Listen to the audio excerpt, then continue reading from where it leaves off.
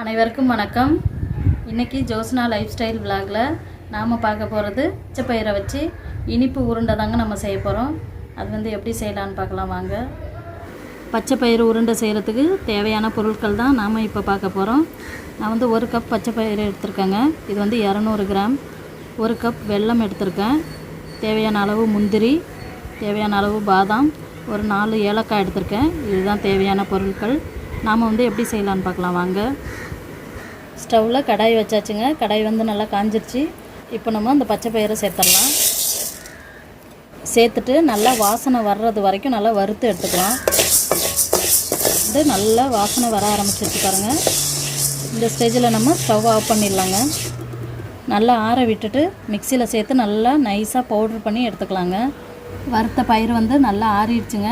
நம்ம இப்போ மிக்சி ஜாரில் சேர்த்துட்டோம். இதை நல்லா நைஸாக பவுட்ரு பண்ணி எடுத்துக்கலாம். எடுத்து வச்ச பாதாம், முந்திரி, ஏலக்காய் கொஞ்சம் குறப்பாக அரைச்சி நம்ம எடுத்துக்கலாம். வறுத்த பயிரையும் நம்ம நல்லா நைஸாக பவுட்ரு பண்ணி வச்சுங்க. அதுபோல் பாதாம், முந்திரி, ஏலக்காவையும் நல்லா பொடி பண்ணி வச்சுட்டோம். இப்போ வாங்க நம்ம ரெடி பண்ணிடலாம். அடுப்பில் கடாய் வச்சுட்டோங்க. ஃபஸ்ட்டு நம்ம வெள்ளை பாகு எடுத்துக்கலாங்க. வெல்லம் சேர்த்துக்கலாம். 1/2 கப் தண்ணி சேர்த்துக்கலாம். வெள்ளைப்பாகு நல்லா ரெடி ஆகட்டுங்க. இந்த மாவு நம்ம கலந்து வச்சிடலாம். பவுட்ரு பண்ண முந்திரி, ஏலக்காய், பாதாம் பவுட்ரை நம்ம பச்சை பயிறு கூட சேர்த்து நல்லா மிக்ஸ் பண்ணிக்கலாங்க. நல்லா கலந்து வச்சுட்டோங்க. இப்போ சர்க்கரை பாகு ரெடி ஆகிட்டு நம்ம அதை இது கூட சேர்த்துக்கலாம். இதுக்கு கம்பி பதம்லாம் எதுவும் தேவைப்படாதுங்க. இந்த அளவு ஓரளவு கெட்டியானாலே போதும். நம்ம இதை இந்த மாவு கூட சேர்த்துக்கலாங்க.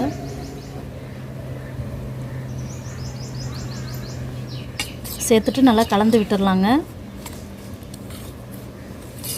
2 ஸ்பூன் நெய் சேர்த்துருக்கேங்க. இந்த நெய்யை சூடு பண்ணி அந்த மாவு கூடவே நம்ம சேர்த்துக்கலாம்.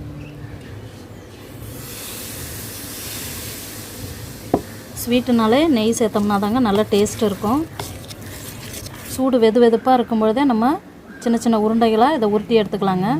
பாருங்கள், நம்ம கையில் நெய்யோ ஆயிலோ அப்ளை பண்ணிக்கலாங்க.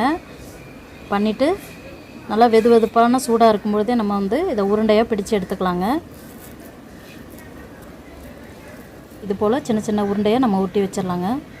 போல் எல்லா உருண்டையும் நம்ம உருட்டி எடுத்து வச்சுட்டோங்க. தினம் ஒரு உருண்டை சாப்பிட்டாலே போதுங்க. ப்ரோட்டீன்ஸ் அதிகமாக நிறைஞ்சிருக்குதுங்க அந்த பச்சை பயிரில். நீங்களும் உங்கள் வீட்டில் ட்ரை பண்ணி பாருங்கள். உங்களுடைய கருத்துக்களை கமெண்ட் பண்ணுங்கள். இந்த வீடியோ உங்களுக்கு பிடிச்சிருந்தால் ஒரு லைக் பண்ணுங்கள். உங்களுடைய ஃப்ரெண்ட்ஸுகளுக்கும் ஷேர் பண்ணுங்கள். மறக்காமல் நம்மளுடைய சேனலை சப்ஸ்கிரைப் பண்ணிக்கோங்க. நன்றி, வணக்கம்.